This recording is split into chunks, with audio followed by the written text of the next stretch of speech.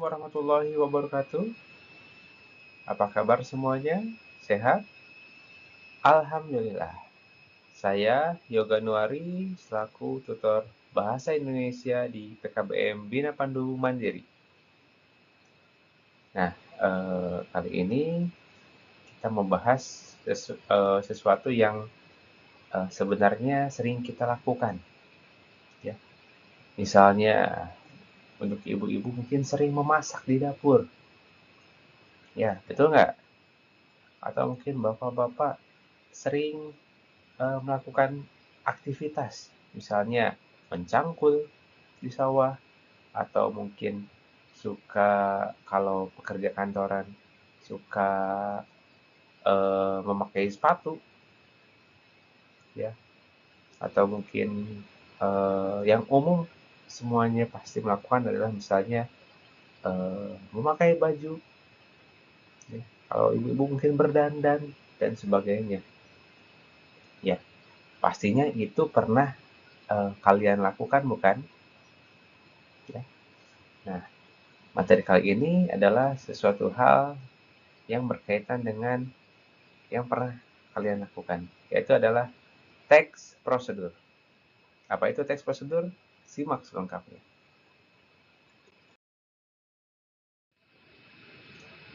Teks prosedur adalah teks tulis atau lisan yang berisi instruksi kepada pembaca atau pendengar untuk membuat atau melakukan sesuatu hal.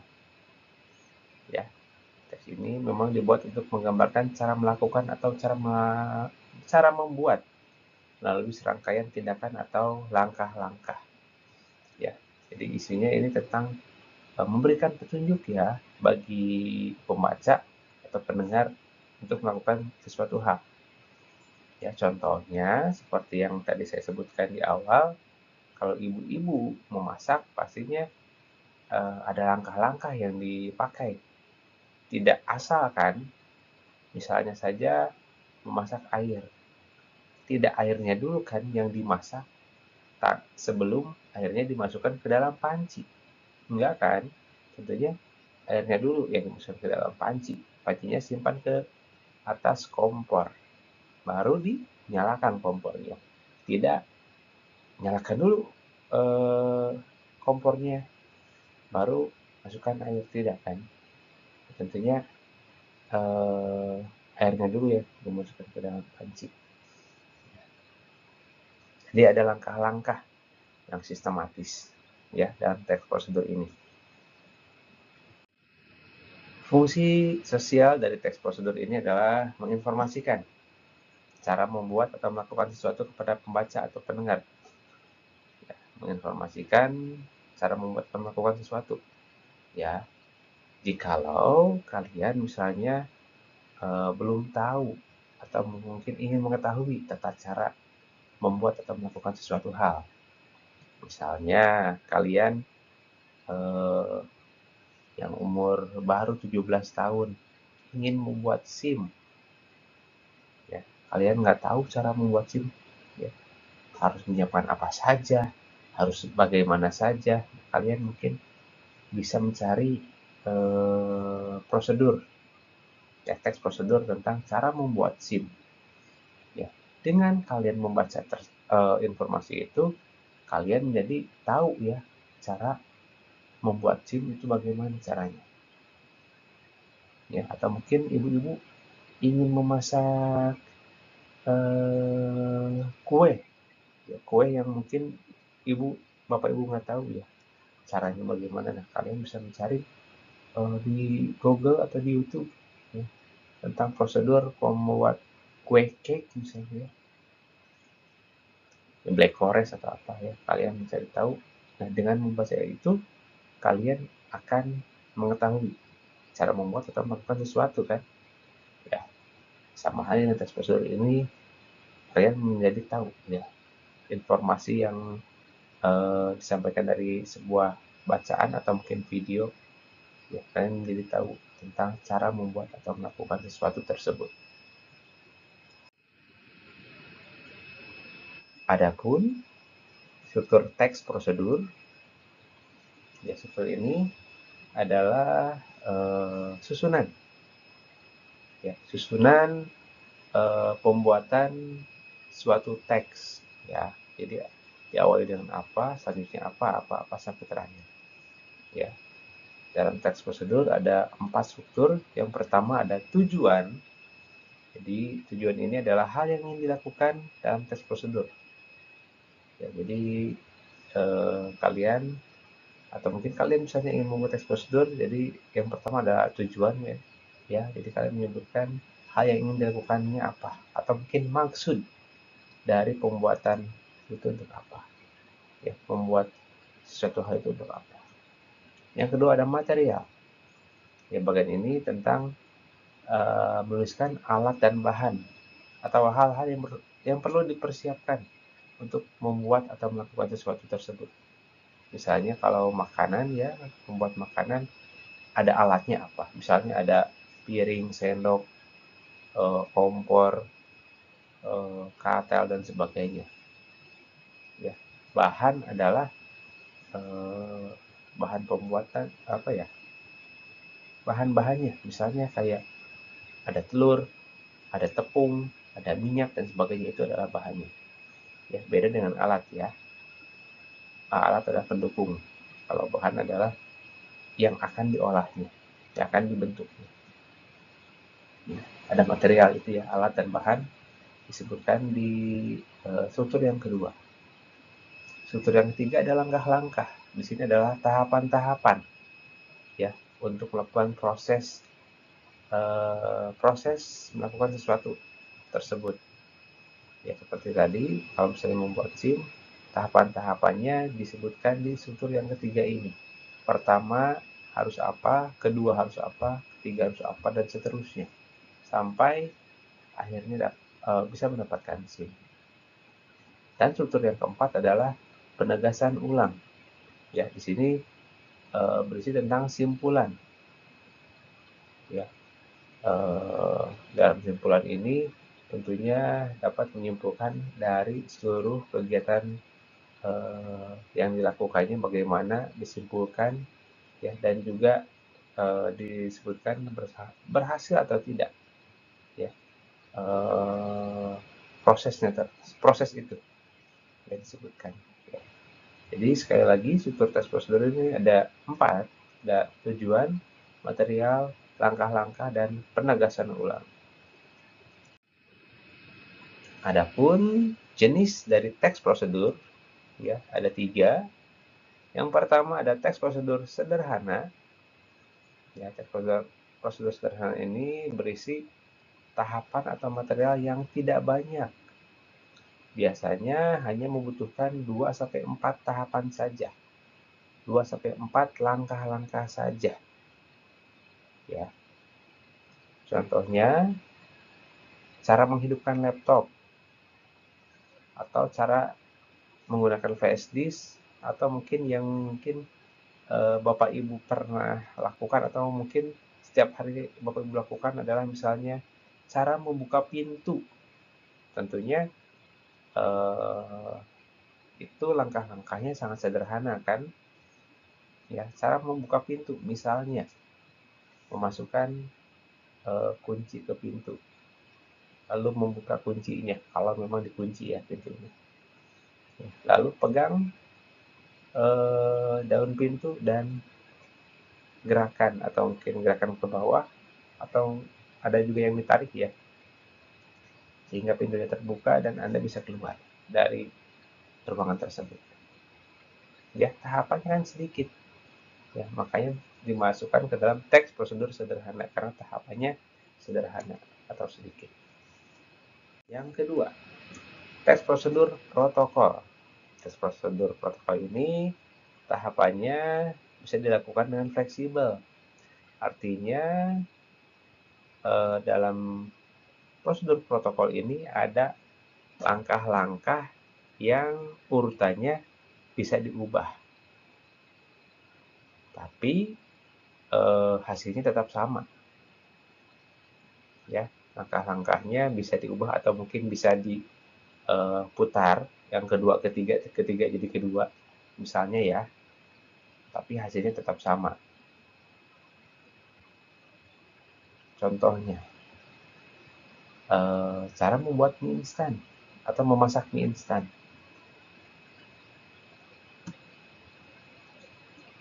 Ya, Acil, sebentar.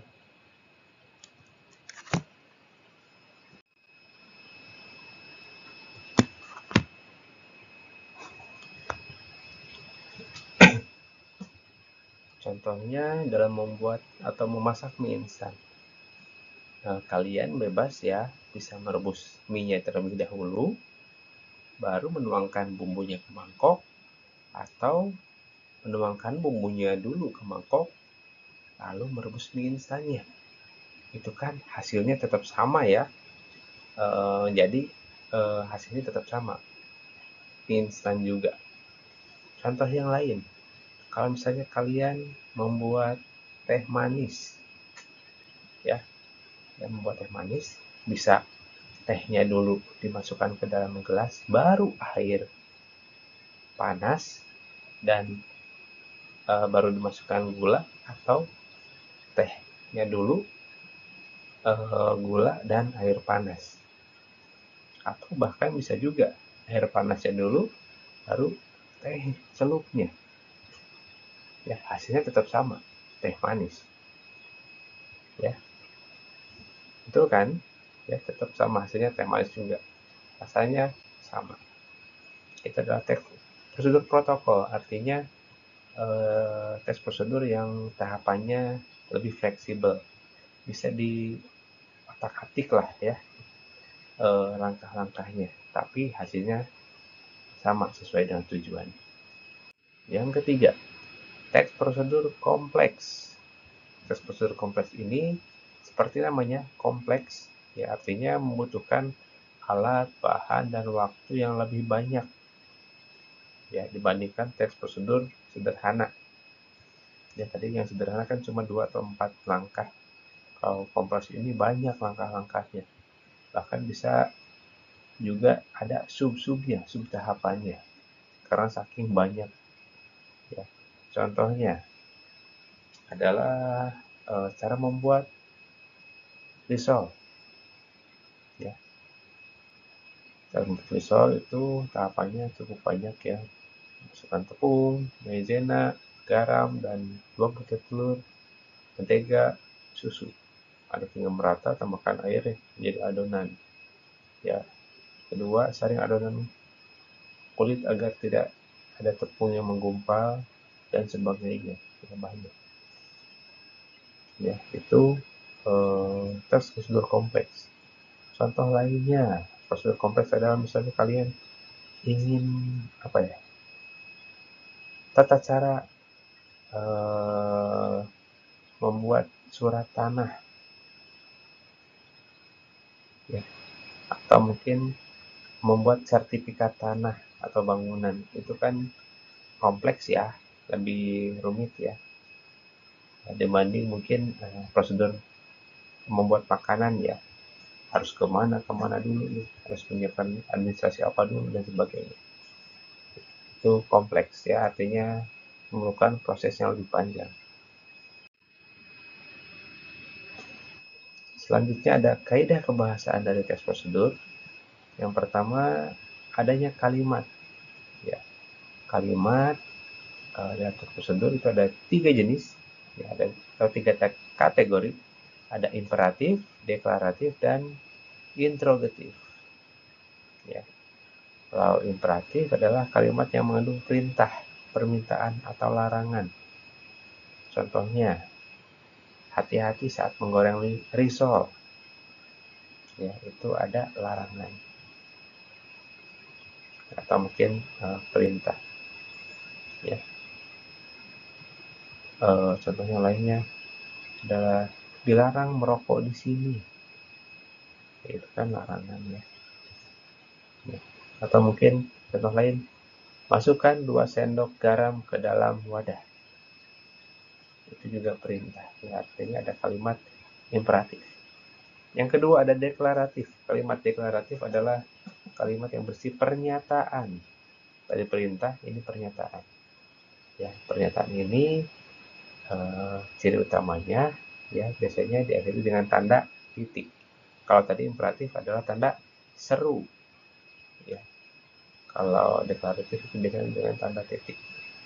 Ya, contohnya, risol mayones adalah cemilan yang cocok disajikan untuk keluarga atau tamu yang berkunjung. Itu termasuk kalimat deklaratif. Ya, kalau yang pernyataan itu biasanya hanya menyajikan informasi saja, tidak memerintah, tidak menanya juga, tidak. Ya, lempang-lempang saja, ya, seperti halnya berita, ya, memberikan informasi saja. Yang ketiga adalah kalimat interrogatif, adalah kalimat yang mengandung pertanyaan. Tadi pernyataan, yang ini pertanyaan. Ya. Biasanya diakhiri dengan tanda tanya. Ya. Misalnya, bagaimana hasilnya dalam membuat risol? Ya, itu kan pertanyaan, ya. Bisa bagaimana, apa, siapa, kapan, dan sebagainya. Ya, itu kalimat dalam teks prosedur, ya, ada imperatif, deklaratif, dan interrogatif. Selanjutnya ada konjungsi atau kata penghubung. Ya. Ada dua jenis konjungsi dalam teks prosedur ini, ada persyaratan dan temporal. Ya, konjungsi persyaratan adalah kata penghubung yang menyatakan syarat. Ya. Misalnya, ditandai dengan kata jika, andai, apabila, kalau, asalkan, dan seandainya. Ya. Misalnya, ya, kalau dalam kalimat jika saja tadi saya memasukkan 3 sendok gula, maka hasilnya akan manis. Ya, itu kan syarat, ya. Syarat untuk rasanya manis kalau memasukkan 3 sendok gula. Ya, itu, ya. Ada kata jika, andai, apabila, kalau, asalkan, seandainya. Ada juga konjungsi temporal, artinya kata penghubung yang menandakan urutan waktu. Urutan waktu di sini bukan menunjukkan jam, hari, tanggal, atau mungkin bulan, tahun, bukan, ya, tapi menerangkan sedang, sebelum, atau sesudah. Contohnya ditandai dengan kata lalu, kemudian, setelah itu, selanjutnya. Ya, itu konjungsi temporal. Masukkan 2 butir telur ke dalam wadah, kemudian campurkan dengan baking soda, misalnya. Itu kan ada kata kemudian, ya. Itu adalah konjungsi temporal, ya, menandakan urutan waktu. Ya, setelah melakukan itu akan melakukan apa. Ketiga, numeralia atau kata bilangan. Ya, ada 2 jenis numeralia dalam teks prosedur ini, ada numeralia urutan dan kuantitas. Ya. Kata numeralia urutan itu adalah kata yang bisa menjadi kata pengganti konjungsi temporal. Contohnya pertama, kedua, ketiga, dan seterusnya. Ya, ini bisa menjadi kata ganti kata lalu atau kemudian. Ya, karena kan kalau ada kata kemudian terlalu banyak itu nggak bagus juga, ya, atau kata lalu, ya, terlalu banyak dalam sebuah teks itu kurang bagus juga.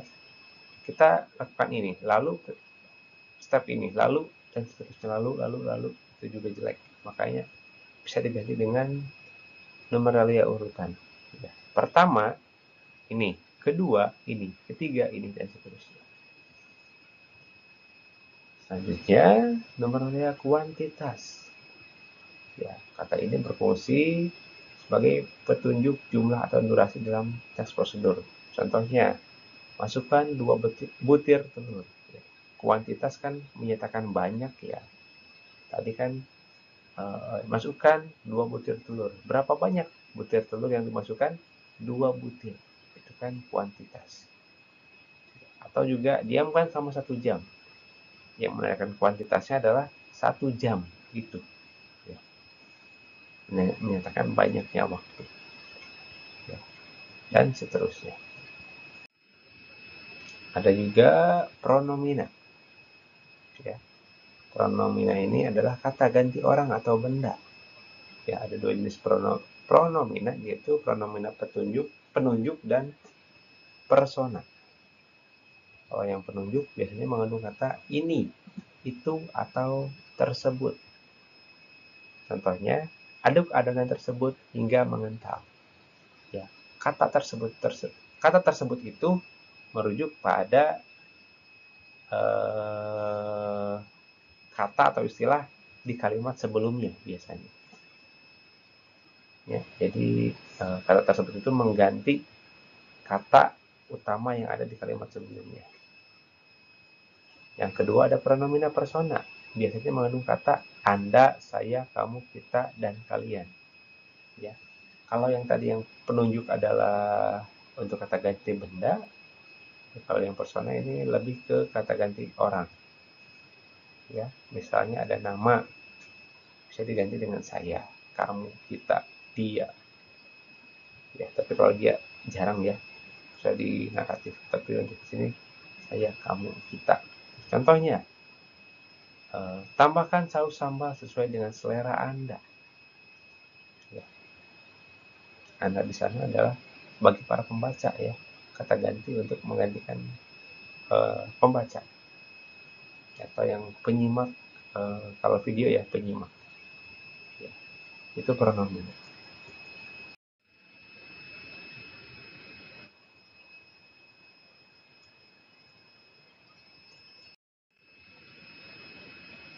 Yang kelima ada verba. Verba adalah kata kerja ya. Ada 2 jenis verba ya, ada material dan tingkah laku. Kalau yang material adalah kata kerja yang mengacu pada tindakan fisik, contohnya menggoreng, mengaduk, mengiris, dan sebagainya ya. Jadi lebih ke fisik ya, yang terlihat ya. Menggoreng kan kelihatan ya sedang menggoreng, atau mungkin berlari ya, kelihatan ya berlari ya. Itu adalah material. Kalau yang tingkah laku adalah kata kerja yang ditunjukkan lewat ungkapan atau tingkah lakunya tidak bisa dilihat dengan kasat mata. Contohnya berpikir ya, misalnya kamu sedang berpikir ya, yang kalian lihat paling seperti bengong ya, tapi yang bekerjanya adalah otak yang nggak terlihat langsung oleh mata. Itu termasuk berpikir tersebut adalah termasuk verba tingkah laku. Contoh yang lainnya adalah memahami ya. Misalnya kamu bisa memahami materi ini, kan nggak kelihatan ya secara fisik ya, paling juga mungkin angguk-angguk doang ya.